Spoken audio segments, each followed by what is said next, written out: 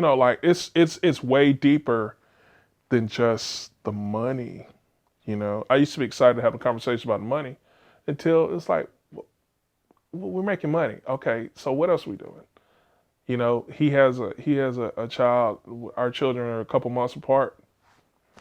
Now I'm going to birthday parties, man. Like, how are we gonna get these kids growing up together, man? Like, he's super important to me. That's good. Yeah. And I think back to in my story, there are people I can point to, my wife being one of the greatest. Your wife's awesome. And yeah, she is. She made my wife feel really comfortable at that. Yeah, well, she's the nicest person on the planet Earth. Yeah. And she sometimes does stuff. She goes, "You still think I'm nice?" I'm like, "Well, except for that, like, you're the nicest person." But she's one of the people in my life. And I think back, there's also some negative influences. There are people that did terrible things to me and that put me in terrible positions, or haters like you talked about, that motivated me to be who I am today.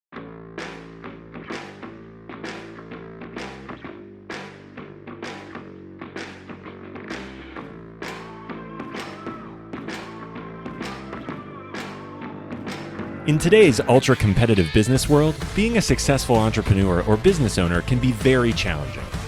Fortunately, contemporary times have blessed us with resources for tackling those challenges and getting us to success more quickly than we could have imagined. Welcome to The Root of All Success with the real Jason Duncan, a podcast that explores how the world's most powerful entrepreneurs grow incredible companies. This podcast looks at the 5 keys to unlocking success as an entrepreneur. A successful educator turned entrepreneur, Jason's mission is to use his gifts of teaching and leadership to help others get the results they want out of life. Join Jason every week and learn the keys to grow a truly successful business. Well, welcome back to the show. I'm the real Jason Duncan. Thank you for tuning in. Thank you for listening to The Root of All Success. I do this show to help you as an entrepreneur learn what people like my guest today, Alphonso, I'll introduce him in a minute, how they became so successful. So today's show is not any different than the rest. We're going to talk with another amazingly successful entrepreneur about how he built such a successful company, how he lives a successful life as a husband, as a father, as a business owner. We're going to talk about all that stuff. But let me say this before we get into the intro of Alphonso today. I want to thank you for listening, as I already said, but also if you watch this, you can go to youtube.com/TheRealJasonDuncan and you can watch this episode. We're recording at the Standard at the Smith House here in Nashville, Tennessee. It's 18,000 square feet of Southern sophistication and style. It's a great private club. That's actually where I met our guest for today. Alphonso and I met here at the club. We're both members, and after coming to know him and spending some pretty cool, he's a funny dude, you're gonna like this guy, talking about some cool stuff, and I thought, you need to be on the show. You got a great story, you need to come on the show. But thank you for watching on YouTube, thank you for subscribing, and if you haven't left me a review, it would mean a lot to me if you'd go do that. And here's why, because the reviews on podcasts are like currency. If you put a review, and those higher reviews get us higher to the list on Spotify, Stitcher, Apple iTunes, whatever, and more people see the show, more people can learn, etc. I would love to say it's currency for me, but I don't make any money. This it costs me a lot of money to put this show on, but I love doing it because I want to help people like you figure out success. All right, with all that being said, let me tell you about today's guest. It's Alphonso Harvey. Alphonso Harvey is a great dude here in Nashville. He's born actually in North Carolina, raised in Florida. We were just talking about that a moment ago, where he's from in Florida. My wife and I spent some time last year in that area. But he's raised in Florida, came to Nashville to play football at Vanderbilt. And he got his undergrad degree at Vanderbilt. He got an MBA from Regis University. And he has a company called Music City Med, Inc., where he sells medical devices for expecting mothers, which is a really interesting thing because last I checked, people are still getting pregnant and having babies. And so it's like a never-ending stream of people that need his medical equipment and services. And we'll talk a little bit about how he got into that, why he does that, and how he became so successful at it. But the thing that he's most proud of is that he is a husband and he is a father, and he's got some exciting news about his fatherhood and things that are going on in his life. But the other cool stuff about his story is he's been top 40 under 40 here in Nashville. He's won many awards with the Catalyst Award at the Entrepreneur Center here in Nashville. With the SBA Scale Up program. The guy's no slouch. He's a very successful, amazing entrepreneur, and I'm glad to welcome him to the Root of All Success today. So, Alphonso, Hey, man. Glad to have you here, man. I'm so glad we're doing this. Hey, I'm glad to be here. It's a And beautiful day. Yeah, and we're having a little guidance old fashions here. We know guidance, right? Yes, know we embrace guidance. We embrace it. So let's start with this, man. So I want to talk most about your entrepreneurial journey. Sure. But one of the things that you are most proud of, and you talked about it, is that you are a husband and father, and you're very committed. And I had the pleasure, my wife and I, at the last event here at the club, got to sit and eat with you and your wife. Yep. And I went back, got ice cream, and you guys decided not to do liquor and ice cream. It's not a good pair. So tell me about when did you meet your wife, and tell that story real quick. So that's awesome. I met my wife 10 years ago at a concert, because at the time I was doing concert promotion. I've always been an entrepreneur guy, even when I was working in corporate America. And so I was the straight guy. I would call and hey, at concerts you give away tickets. And I was the guy who said, hi, Tanisha, I'm here to pick up these tickets. Beautiful woman. I was trying to be the one guy that didn't try to talk to her. But anyways, we did the show. Show was successful. And I asked her for lunch a week later. And of course, she was still very guarded. And I was opening doors and throwing jackets down on the sidewalk, man, just trying to impress this woman. And we met then. We dated other people in between but it was very funny because from 2012 to now, we've spent every birthday together for some reason, whether I'm taking her out for hers or she's coming to the place where mine. But we became a couple in 2015 and a family in 2019, and we got married in 19. It's like the best decision ever. That's awesome. Yeah. And you got kids. Yeah, got a namesake, and he runs the house. And then we have a little member on the way. We don't know the sex yet, but they're all a blessing. So, I mean, life's pretty good. Congratulations, man. Thank you. Congratulations. Thank you. So you come from the Daytona Beach area, kind of that, is that right? Daytona Beach. Yeah, Daytona Beach, and you moved to Nashville for Vanderbilt. Yeah. And you came up here to play football primarily, is that right? Is that the story? Yeah. I was a nationally recruited player. I had about 35 offers when I was coming out, but I chose Vanderbilt because there was three guys from the neighborhood. My high school homecoming queen came here at the same time. So it was like four of us up here, and it was the best school that was closest to home. And I had an opportunity to play in the SEC. So that was really cool. Being somewhere where my parents could come and travel to some of the games or come to Nashville, that was awesome. And then the education was life-changing too. So yeah, Vanderbilt obviously is known to be one of the top schools for education, not necessarily known to be top schools in football. That's changing. That's changing. And listen, being from Nashville myself, I always have rooted. I want the home team. I want the home team to win. So, what did you play? What position? I was a defensive tackle and defensive lineman. Just had a ball with it. Ended up starting better part of 3 years while I was there, and got to play against 21 first-round picks. I did sack Tim Couch twice in the game. All right. So I didn't suck. Well, good for you, man. But it was fun. But that was kind of the makings of a man kind of period. It was my gauntlet, my initial gauntlet. Then I experienced a few more later on in life. But I realized from my collegiate days, if I could get past being a starter to going to a backup on scout team and working my way back to being a starter, I wasn't going to be defeated, regardless of what happened in life. So what did you chose Vanderbilt out of all the offers and opportunities. Yep. What did you study when you were at Vanderbilt? Undergrad, organizational development. Back then they had a 29-hour business administration minor. It made absolutely no sense to do that. But when you got in the organizational development program, you learned about how you were motivated, how you motivated small groups, the norming, storming, performing, resolution of groups, group behavior. So I learned how to be a leader.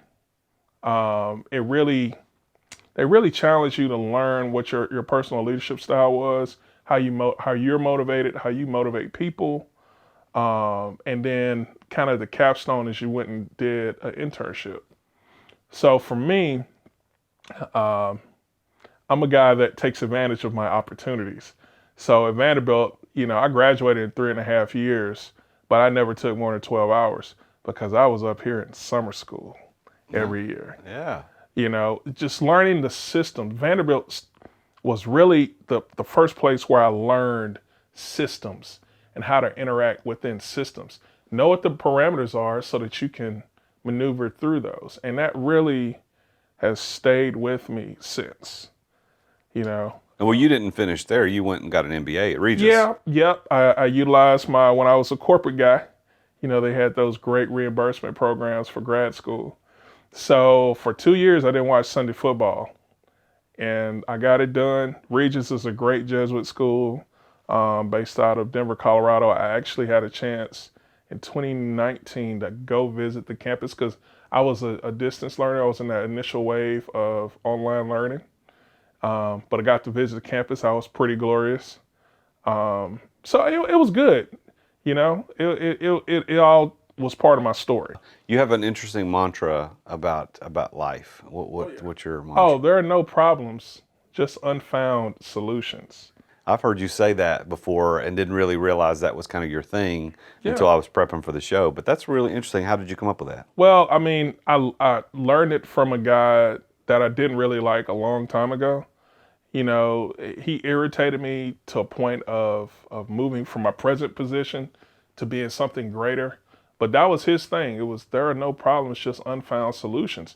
And when I sat back and thought about that, I'd kind of been practicing that my whole life.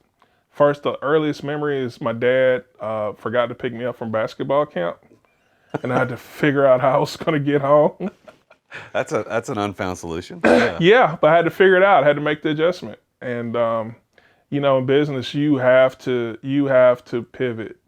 You got to move like a snake. You got to be able to pivot. You got to be able to move quickly at times and thoughtfully at others when you have a little bit more time to plan. So kind of the lessons that were in my formative years, they really still had relevancy even later on.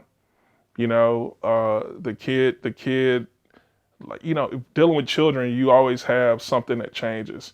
And it's supposed to be A, B, C, D. It may go A to Z to F, back to B. Yeah, it's not linear. Yeah. No, you just have to keep going.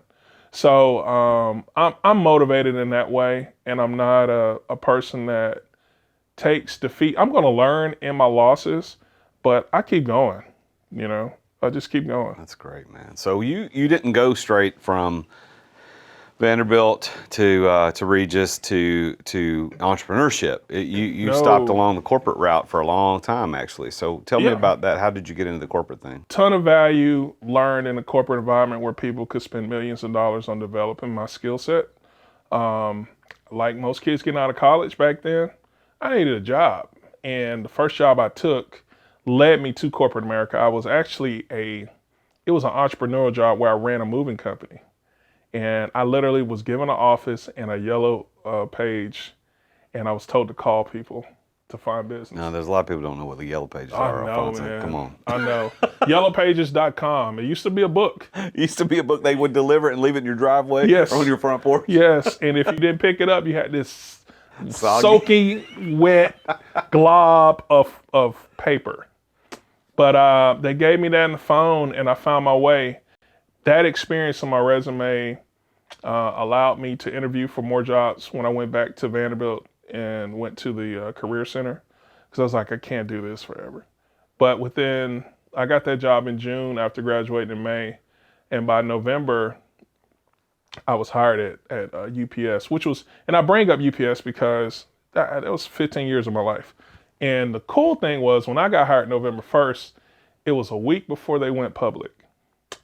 And during that time, there were people had been given stock privately as part of their compensation.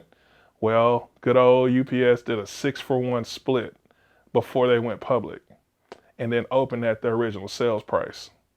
So you had people that overnight became multimillionaires. I've never seen in 8 days of work, and people went from probably $250,000 up to 1.5. And I was like, man, this is a magical time to be here. It also let me know that I would never make that kind of money there, but I need to get skills from here so that I can take it when I go do my own thing. Yeah. So corporate life was mostly at UPS. Yeah, I had 6 different careers there. It was great. Started out as an industrial engineer in that world for 6 years, and then I did other jobs. The greatest job I had was being in sales. That's really where I got to fly. And when you're in a corporate environment, trust me, we want great employees. Every business owner wants great employees. But there's also a cap on that for you. And I'll never forget this, Jason. There was a guy, he was selling Assurion. And Assurion just came to Nashville. They spent $55 million on shipping. And I think this guy got a $300K commission check, which they changed the rules after that, right? And that kind of led me down the path that I'm on now, which was I wanted to be an entrepreneur. I was scared to make that jump, but I sold an account that spent $1 million with me in 3 months, and I got a $5K bonus check. I was like, this is $5,000. Yeah, this is economic disparity.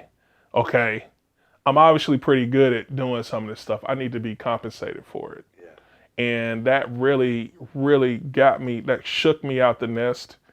And I said, man, I can't undervalue who I am or what I can do. Let me figure out where I can get to that's going to help me kind of maximize my opportunities in life. So what year was that when you kind of made that? And this is, you'll find this with a lot of entrepreneurs too. I was 35. About 35 is when the light kind of comes on for people that have been well taken care of, corporate people, right? About 35, you're ready to make a move. So that was almost 10 years ago now. And I said, I went back to the source, went back to Vandy, called my old teammates. Because at Vandy, most football players, they go be PE coaches. At Vanderbilt, you're going to go be a pharmaceutical rep, or you're going to go sell life insurance or be a money guy. And then down the road, there's somebody that's a coach. Nothing wrong with that, but people have the ability to help you make a handsome living. So I started talking to my pharma buddies. And I realized in that industry, they go to market 2 ways. One is they pay you to go to their school to learn that one drug. They pay you a salary, put variables in the matrix, and you're going to make $100,000 to $300K based off of commission. Or you're the person that has the relationships in the community and the marketing budget that they would spend to bring that product to market. They'll put that in the commission pool. So you can make 40, 50% off of what you bring if you're that guy or gal. So I went that route because I already had a job, and I started carrying some products that were very lucrative. I didn't quite believe in them because it was just too much money being made off this stuff. But along that path is what led me into medical equipment, because I found out a friend of mine had a business that was in that industry after I responded to an ad. It's a great thing about corporate America. They'll teach you how to hunt, teach you how to find, how to navigate to the people you want to get to. So I found the person I needed to and realized it was a lifelong friend. It was his business. And we sat down, had a conversation at a Panera Bread. It was supposed to be 30 minutes, turned into 4 hours, and the rest is history. And you didn't know him before that? Because I think I know who you're talking about. I didn't know he did that. We were hangout buddies. Oh. Yeah, I didn't know he did. I didn't know. That's interesting. Now, see, that's an interesting part of the story. So we're talking about Jason Rigel. Yes. Right? So Guidance, the proprietor of Guidance. Jason's been on the show. Also a friend of mine through the Standard. Yes. So you knew Jason, but not the fact that he was an entrepreneur doing medical devices. Man, I saw an ad with a nice looking young lady jogging with a good knee brace on. And and it said liked by Jason. And I inboxed him immediately. That's what salespeople do, is we find who the source is.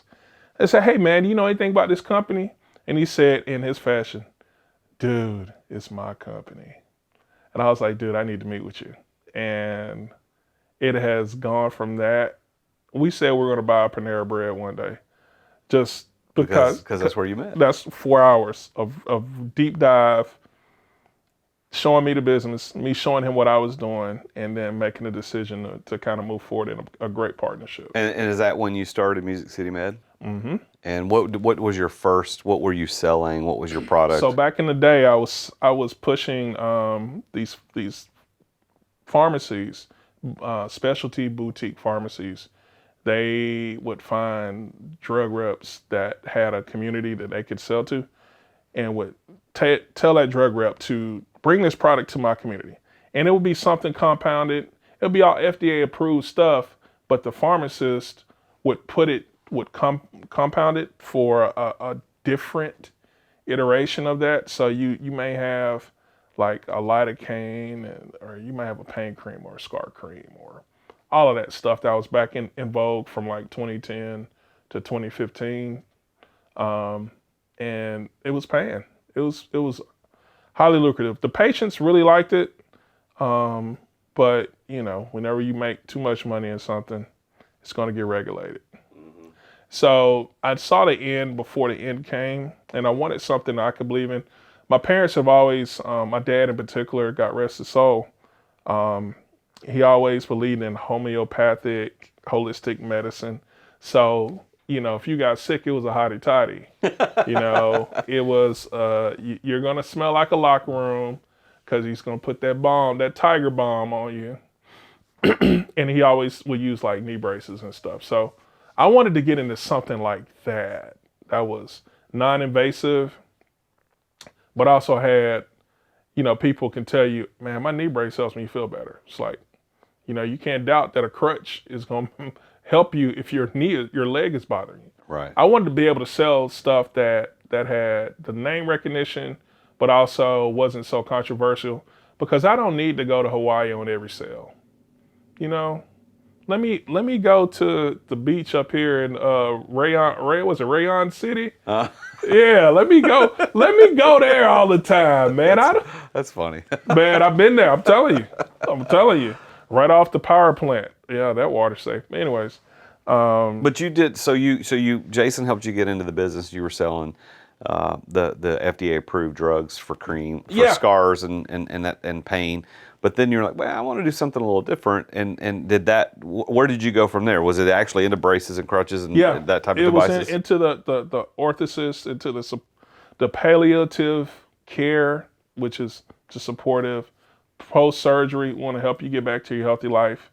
And that's a wide book. That's geriatric. That's, people post-surgery. I mean, you're carrying everything. Who were you selling to? Yeah, old folks that needed walkers. To the users, to the end users. Yeah, I was going to consumers. Now, how do you find, how does that work? Do they just look you up in the yellow pages and find you, or what? How does that work? This is why I'm a patient acquisition savant. Yes, I heard about this. I am really good at this because it was born out of necessity. And it was also, people think stuff you do in your youth doesn't translate in your 30s and 40s. Let me tell you something. Being a club promoter in college, party promoter, that skill set can translate. If you know how to attract people, if you know how to engage people and get a market and have a predictable outcome. If you know that if I do X, Y, and Z as part of my rollout, and I know I'm going to get this result, man, you have a predictable business model. Take that, apply it somewhere where it's going to make you more money. That's all I did. I love it. That's all. I'm telling you, that's all I did. I took that, how you engage people.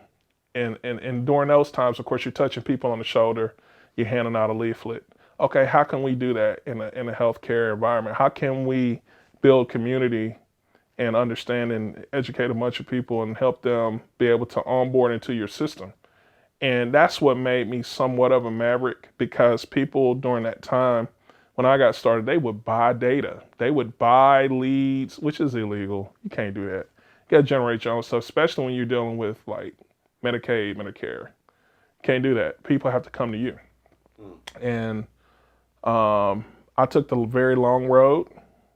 But once you build, as like you're doing here, you're building an audience, you're building a following. Well, those people tell other people, and they tell other people. And then you throw some new marketing on top of that. So you went from the pain and the scar creams and stuff Right. like that to devices. But are you still doing devices, or is Yeah. So we do devices, but the pivot point for me was I was, there's a rapper that always says he's the first into doing something. I think it's Soulja Boy. I was the first rapper to do. In this DME space, I was one of the first guys that had relationships with call centers. I brought them the opportunity to carry my book of business, to talk to people that had responded to their advertisements. And all of that was born out of being an account executive at UPS and seeing what Medical Direct Club did, because they were my key client that took me from where I was to elevate me to other places. And they were buy a bunch of advertisement, get people to call in, get these catheters, these supplies. And I saw that and I said, man, I can do something better. And I think I did. Yeah. Well, now your focus, from what I can tell, is mostly for devices for expecting mothers. Right. So how did you do that? So that's a great question. So, I told you I met my wife in 2012. We started dating seriously in 15. And from that time, one of the things I love about my wife is she is a phenomenal supporter of whatever I do. And so she would get my equipment, right? And she'd get it, and some of it she could use, some of it she just got it. I appreciated that because everything counted back then when I was getting rolling. We got pregnant, and it hit me like we were pregnant and getting married in the same year. And what changed my life was we were high risk, and man, we went from having to fly, from being able to fly home to get married, 3 hours of transportation time, to having to do a 21-hour road trip, a round trip, because she couldn't fly. And during that time, I was like, man, this is where my life is now. At the same time, my wife was using the products, and I was like, babe, why are you using that now? Because she had it 3 or 4 years. And her response was, because it makes me feel better. Light bulbs went off. If it's her feeling better, maybe other expecting moms can benefit from this too. So that led me to, I had a lot of time because she likes to drive. I was on the other side with the hotspot on, reading the 22 immutable laws of branding. I refocused the business, created a new naming to directly connect with consumers, and I had a product that I was going to sell them. So the brand went from Music City Med to Help to Moms, because it helped my mom, my wife. Yeah. Right? And we created a pregnancy support kit. It's based off the products we had already been carrying. Repackaging. That's what it was. Same stuff, just different perspective, different offer. Yes. Same stuff. Same stuff. And we went from 179 clients to 5,000. Whoa, congratulations. And growing. But we're dialed in now. We know what we're doing. We get 400 plus new patients a month. We were getting 10. So what is the device like? Tell me, what was it? Well, it's the commonality. The devices are cool. I think it's a marriage of the devices that are needed, because expecting moms have swollen legs and feet. They got aches and pains, and they got lower back pain. Here's the thing. When you're pregnant, you can't take anything beyond Benadryl. So you're looking for relief. And we were able to craft a compelling message and also create a platform which is probably my biggest thing. I created a platform that enables them to get access to this stuff within 5 minutes. Well, it takes them 5 minutes on their time. They can do it from the cell phone. They can do it from the work computer. They can share the link with their friends. And then the piece that I'm really, really, really proud of beyond that, Jason, is that because we grew the business initially by doing health fairs, touching people on the shoulder. When I got back from being married, or from getting married, from being married, I'm still married. When I got back from our honeymoon, man, I did 42 health fairs. You talk about a motivated man. I had a wife and a child on the way. I did 42 from May to November. I was never home on the weekends. I was always working. And that model worked, but then of course we had this thing called the pandemic that shifted us. So during that time, I took whatever my gains were, and I had to go play in the digital strategy sandbox and figure out how to obtain patients off the internet. And I know what I'm doing. You figured it out. I figured it out. So I want to ask you this question, because you've obviously built a very successful brand with successful products that you're gaining clients in ways that it's not even a 10 times multiple. It's significantly higher than what you used to do before. So how do you define the word success? Man, success is, to me, honestly, it's more about your time than your money. Whatever it is, I love the fact that now when I'm talking to my wife, it's, well, do we have time to go do this? It's not a matter of the money. It's a matter of the time, because we don't get that back. That second that just happened, it's never coming back, right? So for me, business and money, like I have everything that I want, Now it's about, ensuring the success of my wife, my son, my soon-to-be-born child, my immediate family. It's taking care of people. And that's what I like to do with money, is I like to take it and insulate my family and do things to help us be better. But it's more about the time, Can we go spend 2 weeks in Florida? Yes, we can. Because we have done the work to create the resources, and now we have the time. We control our time, and we choose what we do with our time. So for me, that's success. It used to be the simple version for decades with me, Jason, was, it's Tuesday. The weather forecast today is calling for snow. Babe, would you like to go to Florida? Yes. Okay. The car will be here in 15 minutes. We'll be at the airport in 25. We'll buy a ticket at the desk and go. Man, that's life. Yeah. Like that's life. That's freedom. I love that your success definition is around time, because I teach my clients, my coaching clients, this all the time. I talk about this all the time. Is that I want to be in the business of trading. I want to spend renewable resources to get non-renewable resources. A renewable resource is money. The dollar I spend today, I can get tomorrow. I can get 10 more tomorrow. Mm-hmm. But the time I spend today, I can't get back tomorrow. It's a non-renewable resource. So as entrepreneurs, we need to learn what you just said is the key to success is you got to figure out how to get time. And if you can invest money to get time, you should do it every single time. Yeah.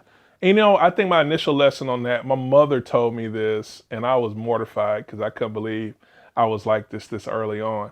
But my dad, we had 2 acres of grass that I had to cut with a push mower, starting at the acres uphill with pine trees and stuff. Like, it was bad. Going up under a pine tree, everything crawling on you. She told me that I had paid one of my neighbors to cut our grass when I was like 10 or 11. I was like, I was negotiating back then. But listen, it took me 2 days. But I gave that guy some money. He had a riding lawnmower. It took him 2 hours. I go back and weed it around the edges because I was saving a little money. But time, man. Time is the most important. It's the commodity. most important thing. Well, I love that you've built a life around your business that you can live what I call the exit lifestyle. It's being able to leave when you want, and go where you want, with whom you want, whenever you want. I love that you've done that, because that's the central message of my coaching platform is exit without exiting. How do you figure out how to build a business where time is at your disposal rather than being a slave to that? So this is the root of all success. And I love your definition of success. So let me ask you, and I think I know the answer to this. With your definition of success, do you consider yourself to be successful? You know what? It ebbs and flows, right? Peaks and valleys. But I can tell you on my main timeline, I'm uber successful because I'm not getting up at 5 a.m. If I'm getting up at 5 a.m., it's because my son's up, right? It's not because I have this pressing deadline that I gotta meet, or I gotta have this meeting at 7 o'clock. For what? I like to sleep. And what's the point of working if you're stressful, man? I'm in that age now where people are dying. Like, people are dying all the time, and my thing is, am I gonna be a multi-billionaire? That was never my goal. My goal was when my son, we go to Hawaii, can he bring Johnny? And it's a matter of whether or not Johnny's parents will let him go, not a matter of how much it costs. That's where I'm at. That's where I want to be. The other stuff, it doesn't, it doesn't matter. It doesn't matter. I love that. So I feel very successful right now. And I love the confidence in that too. It's funny because I ask that question to almost every guest, and I think I get about 50%, like you answered, absolutely 100%, like bam, and then the other 50%.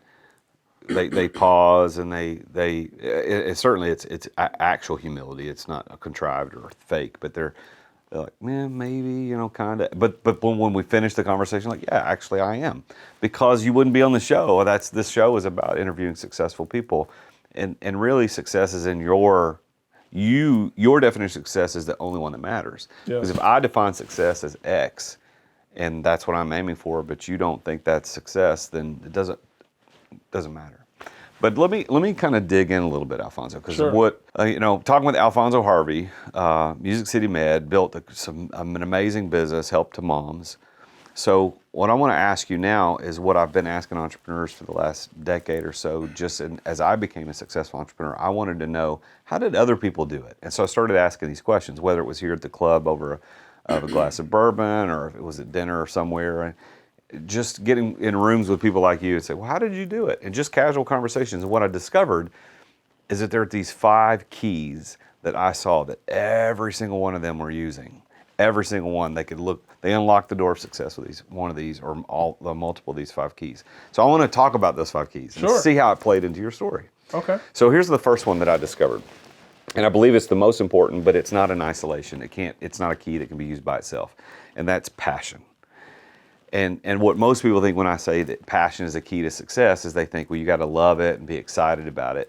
And while I think the loving it and being excited about that emotional side is a contributing factor, the key part of passion is what the word actually means, which means willing to endure. If you go back and look at the word passion, where it came from, it means willing to endure, which is why the Passion of the Christ, the Passion Week, is called that. I was a pastor for 13 years, never knew why we called it that. It's like, he doesn't seem very happy to me.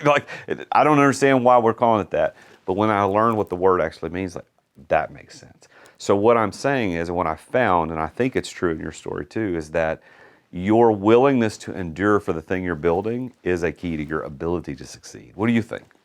1,000%. I believe in delayed gratification, and I've been a practitioner of it. And I've been a caretaker of my dreams. People have this thought that you don't have to go through hardship.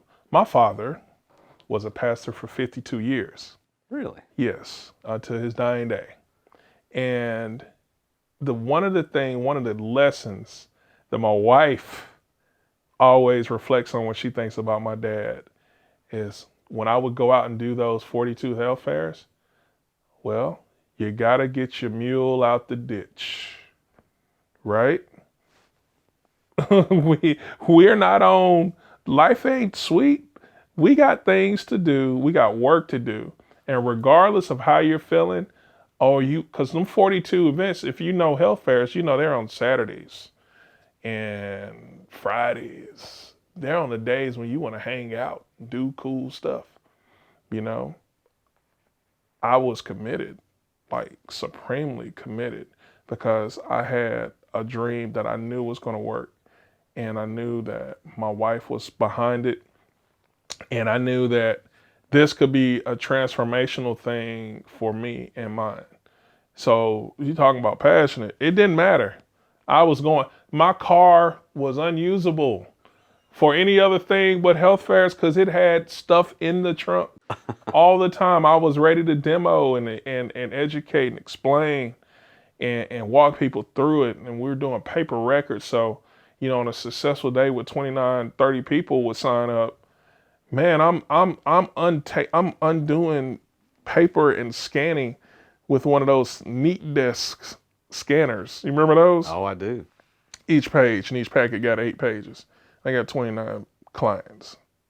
Man, I just don't quit. I just keep going. So Willingness to endure. yeah, Because you had a wife Yeah. and a kid on the way. yeah. Like, I'm going to make this work, man. Oh, it's gonna work. Yeah. I have no, and I think a lot of times, like entrepreneurs, let me pause and say, man, I don't have a lot of patience for people that say they're entrepreneurs and they're doing 16 things. Dude, that ain't how this works. If this thing doesn't get you up out of bed at night because you're inspired when you're getting going and you're figuring out stuff, you got too much other stuff jamming your wavelengths, man. You got too much other stuff going on. You're not committed. So during that time, I was really guarded about my time. I said, man, I don't have time to talk to y'all. You're not trying like I am. You have nothing to risk because you're still a W-2, man. Somebody's gonna take care of you. I gotta take care of me, my wife, and my soon-to-be child. I have no bandwidth for anything outside of this realm. Now, if you're in that arena with me, okay, we can talk. Oh, Chase, let's get a drink, man. Oh, how are you feeling today? Man, let me tell you, checking on your strong friends. Me and Jason would do that a lot. But I mean, that passion is absolutely important, man. Like, if you don't have it, dude, You ain't going to make it. no, You ain't gonna make it. no, you're not going to. Yeah. Well, so that I really like that perspective that you gave on the passion, and I could see it in your story, especially, doing 42 health fairs over that period of time, not ever seeing, the weekend. What's the weekend? I don't even know what a weekend is. It's a work day for me.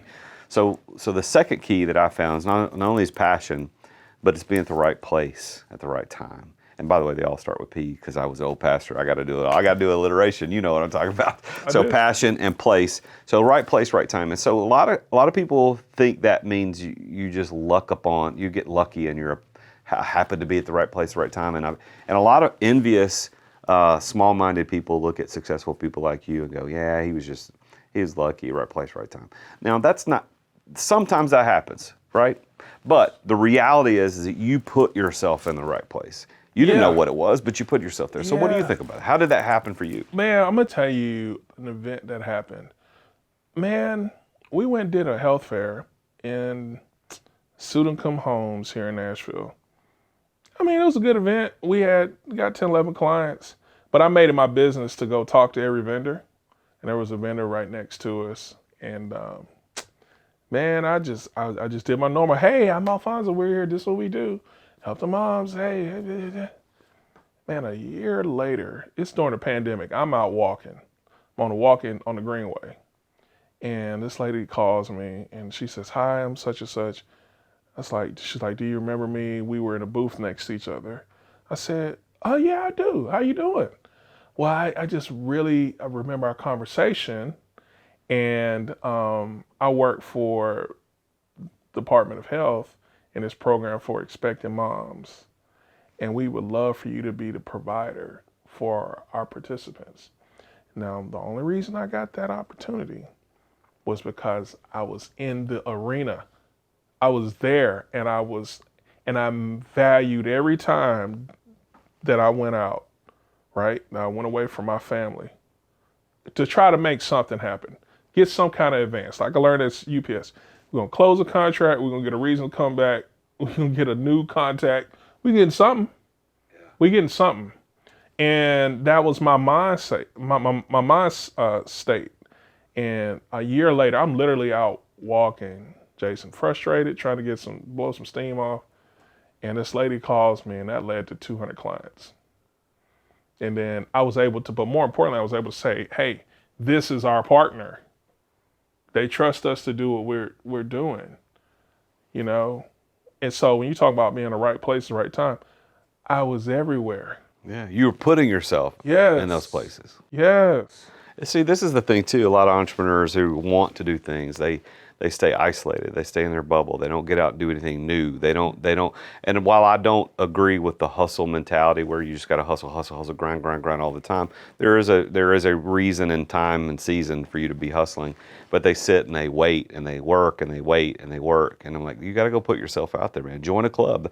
Listen, I made a lot of money by being a member at the Standard. I've made a lot of money by being members of different organizations. Like I used to be a member of a thing called City Current, or it used to be Accelerant, and I'm members of Chambers of Commerce. And I'm paying money and investing time, which is not renewable, to get more opportunities. And so I think the entrepreneurs listening to this, I'm glad that you told your story, because that one conversation with the lady who's next to you competing for the same eyeballs and ears that you were that day, you just went and talked to her, and then a year later you make, I don't know, you don't have to tell how much money you make, but you make a lot of money because of one 10-minute conversation. And it's still opening doors because of that, you know. I mean, we've just grown our reputation, you know, and I'm like, when people talk to me, I'm like, come back and holler at me after you failed a bunch. You know, and you've gotten to the point where you're okay with the no's. Because if you're not okay with the no's, you're not going to know how to treat that yes. Man, when you give me a yes, I got a whole onboarding system right there from my cell phone. Welcome letter. Here's how we get started. Oh, when can we expect our first transactions? Man, I saw it. I saw it. I lived it. I became numb to it. And now that's what I do with my team is I have to get you got to go through your gauntlet. Because you got to get to the point where, like my whole team was sick this week. I have 5 people that work with me here in Nashville. my director of ops, she was the only one. She was my least strong salesperson when I hired her. But she was my chief of staff then, but she's got promoted. She got promoted because of the base of my company. Everybody needs to be able to communicate the message effectively. Everybody. I don't care what your primary is. Secondarily, we are a sales-based organization. Because if we don't sell stuff, we can't pay for stuff. Can't do any good. We're not a nonprofit. So, you know, I mean, lots of entrepreneurs run nonprofits. Yeah, I know. I don't know. I don't know what you're doing. You better go drive Uber.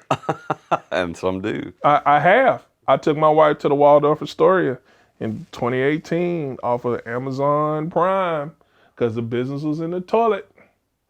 Like I'm like, dude, make no excuse. Get your mule out the ditch, man. Figure it out. Yeah. Ask for help. Have enough humility to know where you are and where you're trying to get to, and then understand which conversations are the most important to have. So the third key that I found, Alphonso, is that not only is it passion, not only is it being in the right place, right time, but it's knowing the right people. And it's not just the good people in life, it's also the people that are negative influences, both positive and negative. Sometimes it's a single person. I have people sit across the couch from me sometimes on the show, and they point to one human. They said, this one human was the key to my success. And other times they're like, man, I've got a dozen of people that I could think about. Now, we've mentioned Jason Rigel by name. I would imagine he is one of the right people that helped to promote you. But besides him, and you could tell more of that story, but are there other people that helped you become successful? I mean, Yeah, there are other people. There are people that told me you're not working hard enough, right? And for me being the way I am, I'm like, you have no idea how hard I'm working. But you know what? I'm just gonna work that much harder so that I don't even have to tell you what I'm doing. You're gonna see what I'm doing, right? So I appreciate, as people say, I appreciate the haters. That's not really a hater. That was a motivator. For me, that was a motivator. Definitely my wife, because of her belief in me and being one of the first true supporters of the company. But it's not all positive people that are going to help you. There are people that were negative or that would say, well, why are you doing that? And I'm like, man, if I'm getting that conversation, I'm doing the right thing because they don't understand it, but I'm not selling to my friends. I'm not. I don't. You go on my social media, you won't see a lot of my business stuff. You'll see our community activations because I want people to know about what we're doing for others. But I have a built-in community. I have a whole workforce that's pushing us down the road. So definitely Jason, for a lot of reasons. Not only just put me in this part of the business, but for being someone that I could talk to. Because business owners, entrepreneurs know this is a very lonely place. And then when the world is looking for you for one specific thing, man, you might be struggling with your eyesight. Your back might be hurt. You know, like have people that can really check on you. Like me and him, we worry about our health. Hey dude, go to the doctor. Hey dude, like it's way deeper than just the money. I used to be excited to have a conversation about money until it's like, we're making money. Okay, so what else are we doing? He has a child. Our children are a couple months apart. Now I'm going to birthday parties, man. Like, how are we gonna get these kids growing up together, man? Like, he's super important to me. That's good. Yeah. And I think back to in my story, there were people that I can point to, my wife being one of the greatest. Your wife's awesome. And yeah, she is. She made my wife feel really comfortable at that. Yeah, well, she's the nicest person on the planet Earth. Yeah. And she sometimes does stuff. She goes, "You still think I'm nice?" I'm like, "Well, except for that, you're the nicest person." But she's one of the people in my life. And I think back there's also some negative influences. There are people that did terrible things to me and that put me in terrible positions, or haters like you talked about, that motivated me to be who I am today. And I think success that key of success, knowing the right people, is not just what you think it is. It's not some Daddy Warbucks going to show up and hand you money and say, good luck. It's little relationships. I mean, you were friends with Jason before you even knew this thing existed. In college. Yeah. I got memories of him with a, man. Oh, now don't tell his stories. Man, I just smile and think about how far we've come. Yeah. I don't know. I don't remember which episode it is, but for the listeners, Jason Rigel was a guest on my show months ago. They need to go back and listen to that show. He's super interesting. So the fourth key, they're all P's, but the fourth key is preparation. And you said something interesting in your story about being a club and party promoter in college and how it prepared you for this. And when you said it, I was like, okay, I know what I'm going to talk about there. But I believe that the keys to success include preparation. You can't be successful in something you're not prepared for. Right. And you were prepared even in a way that you didn't expect. Right. So what do you think about that? So, I mean, it's creating building blocks, repeatable, formulaic building blocks. I even share this with some of my younger mentees now. It's like, dude, you're not reinventing the wheel every time. You got a hub and a spoke. Now, the tire may change because of the terrain, but it's hub, spoke, you got a rim, dude. Like, make that solid so that you don't have to think about it. Just how you're going to pepper, how you're going to make this opportunity different. So for me, I learned, I think it's if someone talks to me and I don't judge myself as some grand poobah, but I'm going to tell you, man, if you want to have a business conversation with me, first thing I'm going to ask you is, who's your customer? And for the listeners out there, I'm going to help everybody with the simplest definition I could think of. Think about the person that you sold to the easiest. that want your mom or dad, that's your customer. Go find more of those. That's it. Think about who they are, their age, everything about them. Her name's Sarah. She's 29. This is her second child. She's a single mom. She's having to get back on her feet quickly after she gives birth. You know, she makes 45 to 60,000 a year. That's my customer. I know who my customer is. And go find more of them. So that's being prepared. Like you need to know what you're doing. Man, don't be, my customer's there. No, it's not. You're not going to sell to anybody because you don't know who that person is. And you know what? If you haven't been able to sell anything yet, then who will take your free giveaway first? Yeah. And then figure out how to market to these people, man. This is not rocket science. We're not going to Mars. And you learned most of that growing up, and then also, the lawn mowing thing, you told that story, but also as a club promoter, party promoter, learning how to read who you should talk to. Read the room. Yeah. Read the room. And then know who, like for me, a lot of it went back to who you were dating, who's coming to this party and why. Who's your audience, sir, madam? You got to know it. Well, the fifth key that I found in all these conversations is that of plan, and I only used the word plan because I needed another P word because I was going to say finances, but it was one F and all the rest are P's. But my plan word is the successful entrepreneurs that I've interviewed, casually or formally, they had some sort of ability or plan to deploy financial resources to make their thing work. So, for instance, if you're going to start an aeronautical company, you're going to start a pharmaceutical company, you're going to start anything, there's got to be a plan to finance that thing to get it off the ground. Some people have the luxury of bootstrapping it. That's what I did with my company. Other people have to go get investors. What was your plan to get Music City Med off the ground? The artist formerly known as my 401k. That's great. That's great. I'm telling you, UPS was great to me with the stock match. I was able to take that money and move it into the business, right? And then my wife came aboard and she saw opportunity to be supportive. So it's really our thing, right? And I love that because she gets to, I take her on the financial meetings and stuff, because I have a whole comptroller and all that stuff now. But, we're seeing you take something that you worked hard for and then put it in something else, and it creates a multiple.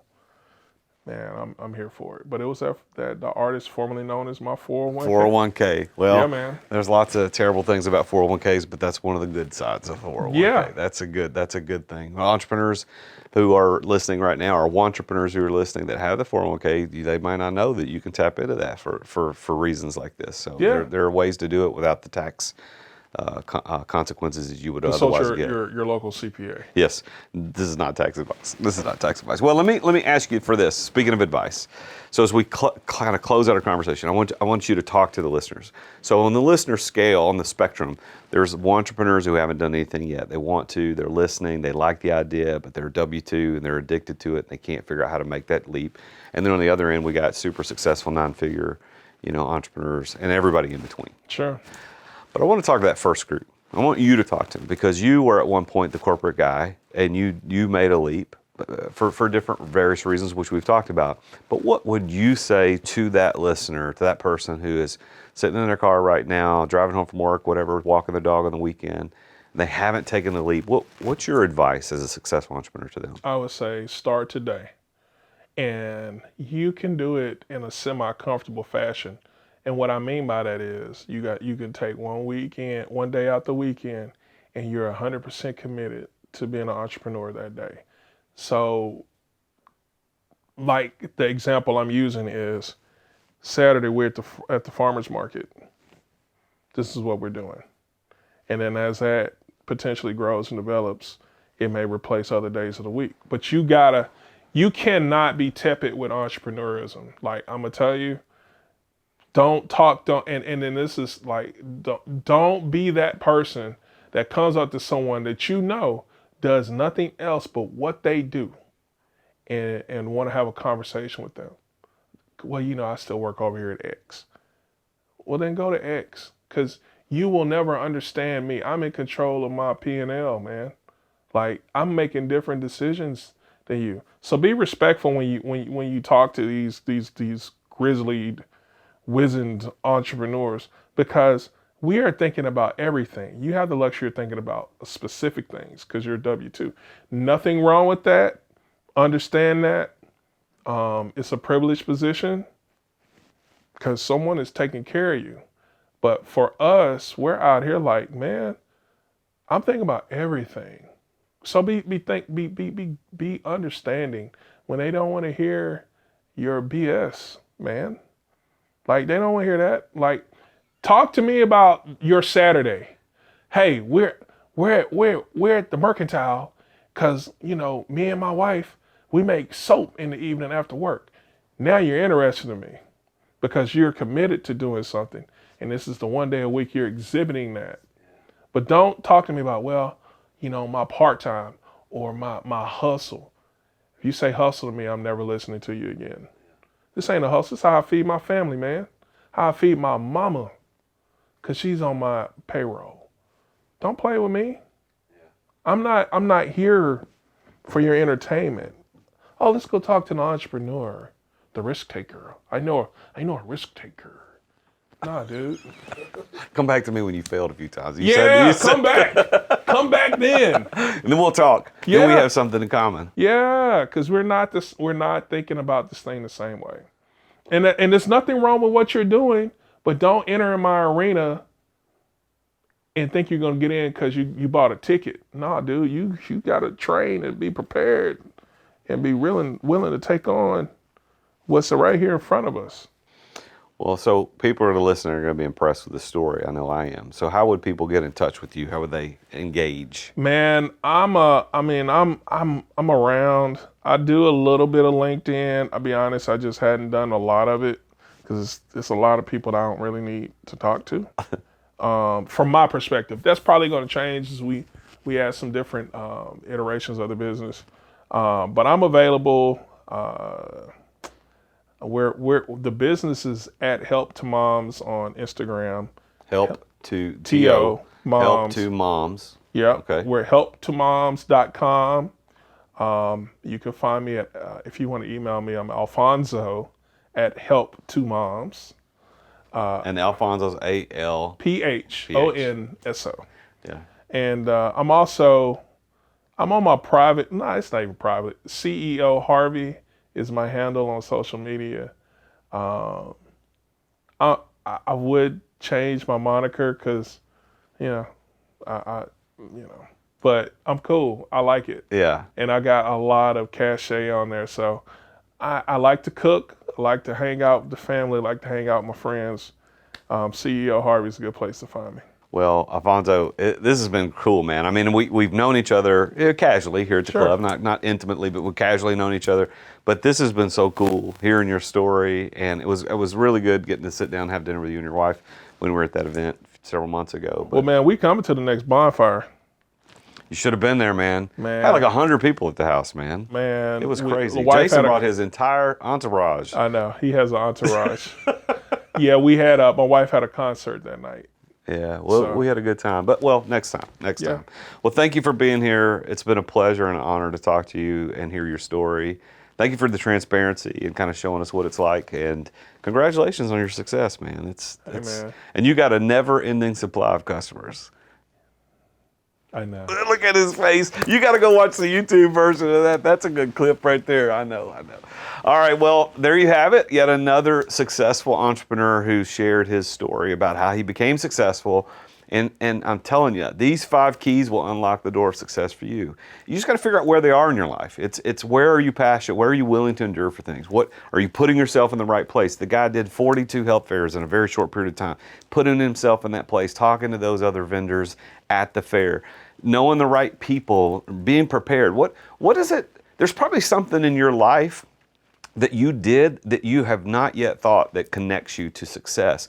What is it? What did you do as a kid, as a teenager, as a young adult? What have you done that can prepare you for that? Think about those things and then look at what your plan's going to be, because it takes money to make businesses work. Some people bootstrap it, some people 401k it, and some people go get investors. But whatever it is, you got to have that plan to make that work. That's what this show is about.